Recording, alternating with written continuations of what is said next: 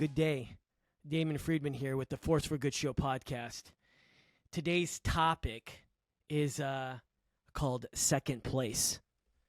Now, I have to be completely honest with you. This has been a topic that has been a lifelong struggle. I don't know about you, but I know that a lot of people have these different dreams. They have these different goals. They have ambitions to accomplish certain things. And nothing is worse than getting second place. You know, you got the people out there it's like, man, but, at least you're up on that podium. At least, you're one of the top. You were, you're up there. You're one of the best. I'm here to tell you something that for me, nothing is worse than aiming to accomplish something only to be second. Now, this is a struggle I have. A lot of people are just happy to be, part of the top, 1/3 or 1/2 or not being last. Okay, that's not me. It never has been. Since the very beginning, since I was growing up, I've always wanted to be first. And the reality is that only one person is first. Only one, okay? And I wrote a few things down on why second place, the pain, the agony, and yet the victory in second place. Right? What was that show? It's like second place is like the first loser. I forgot what that show was, but I do remember that, especially when I was growing up, that, hey, you're still a loser, right? Because you lost. Is there anything wrong being in second? No, there really isn't. You just weren't first. So, for me, I think the first time that I ever experienced the agony of defeat in getting second place was in track and field. I will tell you that my mettle, right, like my courage, my strength, like I was forged around a 400-meter loop called track. All right, like track. There's a lot of different sports where you learn discipline, you learn commitment, you learn work ethic. Sports are good. Sports are really good for kids. I don't care if you're really good or you're bad at it. Sports are just good for many, many reasons. It's about teamwork. It's about individual pulling your own weight. It's about working as a collective. It's about putting in the hours. Right? I love what Tom Brady once said. If you ever watched his Man in the Arena, highly recommend it. There's language in it, but the bottom line is that the leadership development in that is pretty big. It really is. And the one thing that he shared, which I'm hoping I still remember by the end of this podcast, all right, is that every day you're advancing by an inch. Okay? And he was sharing his story on high school football, college football, NFL football, and everybody knows he was the sixth round. This dude definitely understands what second place looks like. He does. I don't know what kind of victories he had as in high school, or really in college. He played for Michigan. Great school, by the way. But we all know that at the end of the day, when it was in the big leagues, like in the NFL, he wasn't the number one draft pick. He didn't go in the first round. He didn't go in the second, the third, the fourth, the fifth. Like, this is sixth round, if I recall. So he was talking about every day, a game of inches. I'm going to get back to that. So for me, I made this commitment where I wanted to be a state champ. Never really won in anything in my whole life. Okay? The reality is that I made a command decision somewhere along the way where I wanted to stop being a loser, stop hanging out with losers, and stop running away from cops and start running toward a future. And that required a lot of time, a lot of discipline, commitment to a goal. I wanted to be a state champion. I remember making that commitment, and I started running. I started running a lot, became a junior Olympian, I ended up, going to the nationals. Did pretty good. Didn't win. I medaled. And the reality is that I had this little taste of what victory felt like, looked like. Tasted so good, but it wasn't first. And, when you're going into high school, the pinnacle is the state championships. So it was in between my junior and senior year. I run over 1,000 miles. Just think about that. I ran 1,000 miles. Okay? I'm in Jacksonville, Florida, running 1,000 miles, living on my own, working 3 jobs, paying my own bills. 1,000 miles. I've got goals, okay? I want to be a winner. I want to be a champ. And that year, I tell you, I had a really solid cross-country season. I was crushing it. I was hoping to win the state championships. I failed. I bombed my the state championships.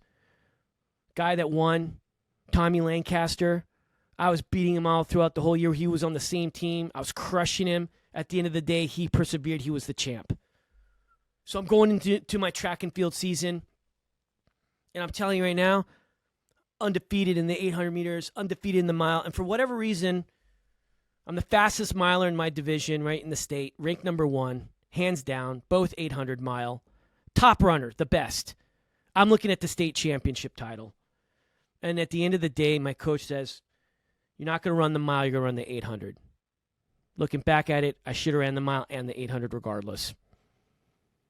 And I ended up not doing the state, the mile, and the fastest mile, the time in the state championships was like 8-10 seconds slower than what I ran that year. I would have won the state title there. Undefeated, never lost in the mile. Ran the 800 meters. Ran against this guy by the name of Martin Cavillo. This guy was from Mexico. He always ran with a bullet around his neck. Literally, it was a bullet. A bullet. Right? Of course, there was no powder in it, right? It was an empty casing, the whole thing. Little projectile, and he would run with it. Big chain. The dude had 47 quarter speed. I had 48 point. Yeah, that's right. I did. 48 point. Check it out. Part of the 4x400 team. We were supposed to win the state championship title for the 4x4. One of the guys on the legs, he ends up running really slow, and then we end up losing by like a thin, margin. Second place. 800 meters. I go through the first quarter too slow. Mark Cavillo is just breathing down my neck. He was the previous state champion. I should have known to take off sooner, and I didn't.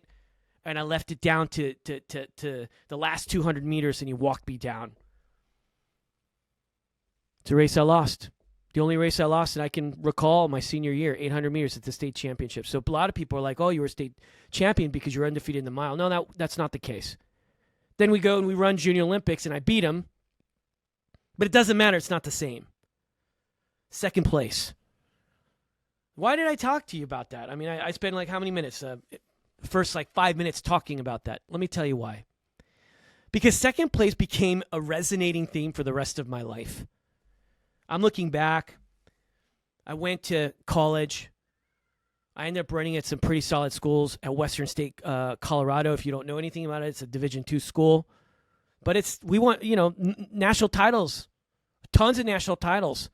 And I remember out there, and I was, the 5th fastest miler on the team. We had this, this run, and I ran 4:08, and I was the 5th fastest miler on the team. I ran 4:08. It was before the season started for cross country. I was just crushing it. I ran 9:09 for 2 miles. 8th fastest time on the cross country team when we won the national title. If that's as second place as you're going to get, because guess what? I was on Western State Colorado team, but I didn't race the top 7. You know the top 7, they're the national champions. Second place. Didn't make it. 4x4, 4x mile time, 4x mile. Didn't even make the 4x mile team. We had dudes run 3:57, 3:59. I think it was 4:01 and 4:04. Can you imagine that? On the same team, these guys were machines. They're from New Zealand, Mexico, and then one dude from Colorado. Most of my team was from a different country. And I was running with some of the best. National champions on the team. second place. There's a second place in everywhere. I graduate college, and this is a long story. I was on the 5.5 year plan. So for all of you guys out there that are on a very delayed plan, welcome. Okay, welcome. Okay, it's okay. You didn't accomplish a 4-year bachelor's degree in 4 years, maybe 5.5 years. It took me forever. I'm one of those. It's a little slower than everybody else. I embrace it. I accept it. Join the Marine Corps. Nobody knew that was going to happen. I'm an officer candidate school in the Marine Corps. And lo and behold, in my platoon, ranked number 2. So the guy who was number 1, a stud. His name is Nathan. Guy's a stud. Dude's a stud. He was number 1. I was number 2. Okay? He was the honor grad. Our platoon was the best throughout the entire battalion. He was the honor grad. He's number 1. I was number 2. Second place. Oh, it continues. One of the super gifts that I have. Not very tall, not very big, but man, I can run. And you know what? I can run with a rucksack on my back. I've registered 7-minute pace for 3 miles with a 25-pound ruck on my back. That's right. I've ran under 21 minutes for 5,000 meters. I have. That's back in the day when I was younger. So there's this competition called the Ironman. Officer Candidate School, the basic school later on. You got all sorts of obstacles, right? All sorts of competition. You got the 3-mile run. You got like a big ruck. You've got obstacle courses. Like you got all sorts of stuff. I think it was like 8 or 10 different events.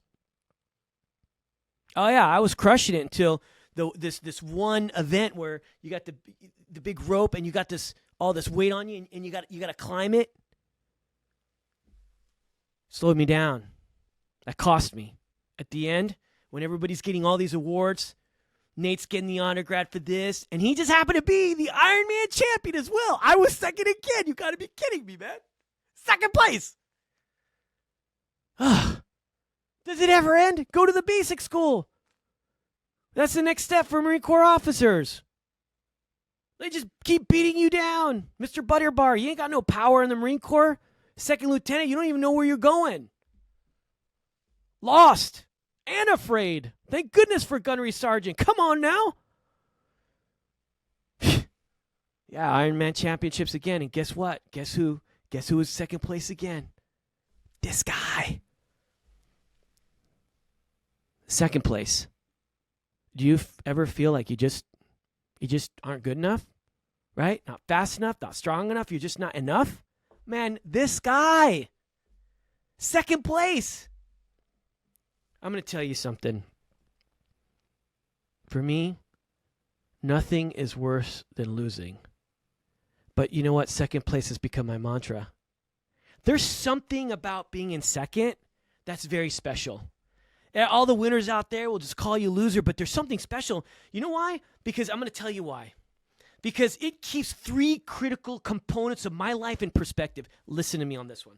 Listen to what I'm about to tell you. 1, it keeps me humble. 2, it keeps me hungry. 3, it keeps me grinding. Let me go back to the humble part. You know those guys where they're always winning all the time? And they make everybody feel like trash? The level of arrogance.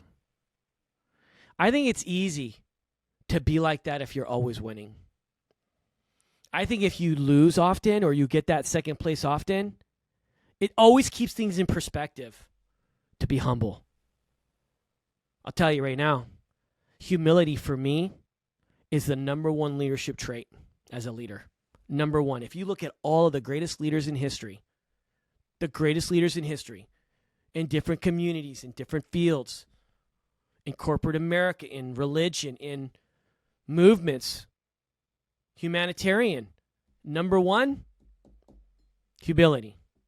And I think that there's something very powerful. I think that we need more leaders that are more humble. I'll be the first person to tell you, I've got pride issues. I'm working on them all the time, but humility, second place, keeps you humble. Number 2, I shared that it keeps you hungry. man, I'll tell you what, all the time, thinking, how can I be better? How can I outmaneuver? How can I gain? How can I get that next step? Tom Brady's so right. He goes, you know what? You know what's made me the greatest of all time? This is Tom Brady saying. Every day you're gaining an inch. And maybe you're not so good today. But by the end of the year, you've advanced 365 inches if you're so focused. If you understand the paradigm. And what ended up happening is that year after year, Tom Brady was advancing 1 inch at a time, 365 inches a year. And before you knew it, when he got a shot, he was playing for the Patriots. Drew Bledsoe went down. He was ready, but he wasn't ready like everybody else. No, he wasn't. The game of inches started back in high school, man. That's where it began. The grind, which is the third piece, the grind. If you ever want to be the best, if you ever want to be top tier, if you ever want to win, if you ever want to overcome, if you want to obtain, all these goals, your missions, not small ones, big ones, it's a game of inches, man. You got to be in the grind. You have to commit yourself every single day. What I love about Tom Brady is he always took care of himself. All the time. How in the world at the age of 45 was still able to play the way he did? You think he won all those championships just because he had the greatest team? No. He was a distinct variable. He was always on top of his game, man. And no matter what, even when he had a bad game, the next game, man, it was almost like it was dead. That last game was dead because he was advancing every day. A game of inches.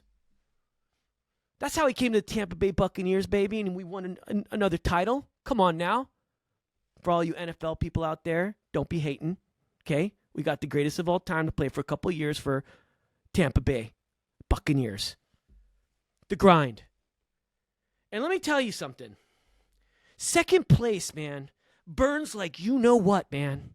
It hurts down deep inside my heart. I'm telling you, it stinks. But it keeps you humble.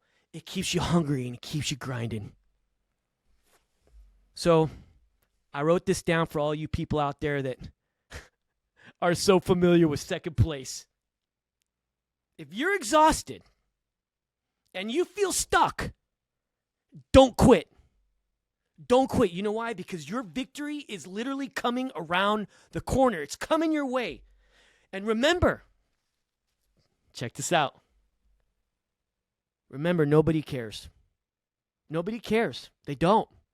They don't care about your victory. They really, really don't. Okay?